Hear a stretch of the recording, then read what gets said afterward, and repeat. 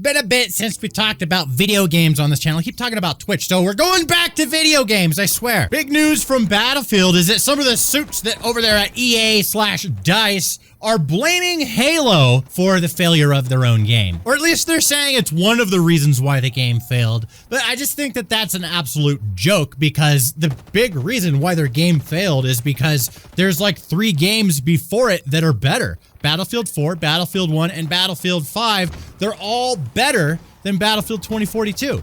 I don't know what they're thinking, like, oh, let's just add twice the amount of players and half of the features and call it a day there, you know? And I just don't understand how they released that game as is. They should have worked on it at least 1 or 2 more years. Like, seriously, they should have just worked on it longer. Tom Henderson, the guy that has been leaking all of the information that we're all talking about here on the YouTubes, he's basically the Battlefield community manager at this. He tweeted out a statement from the suits at EA. It says, "We launched in early access on a Thursday night in the US and Friday morning and afternoon in Europe and Asia.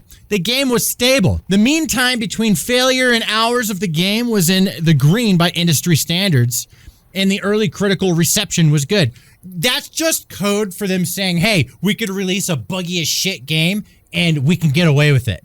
That's literally what they're saying. The day-to-day player retention looked strong through the weekend, but then things started to turn. The following Monday, Halo did a surprise release of their multiplayer mode. It was a small segment of the game, but it was very polished, and it was not a favorable comparison to our experience given some of the bugs and polish issues we had. So they're basically saying, we had everything under control. Everyone was going to be okay with the game working the way it is. But Halo, who delayed their game by an entire freaking year, surprise release, hey, our game's done, we're ready, and just destroys Battlefield. Now, I do agree with them to some degree. Yeah, Halo came out, and since it was a better alternative than their game, then everyone just kind of went to Halo. It's free, it works, it's great. Meanwhile, Battlefield costs $60 to $100, and it's at like almost less than 1,000 concurrent players on Steam right now. It's so sad. I think it's safe to say Battlefield is kind of dead. I mean, if they bring up a Battlefield 2042 or 2142, maybe they do the futuristic thing, like go even in the future now.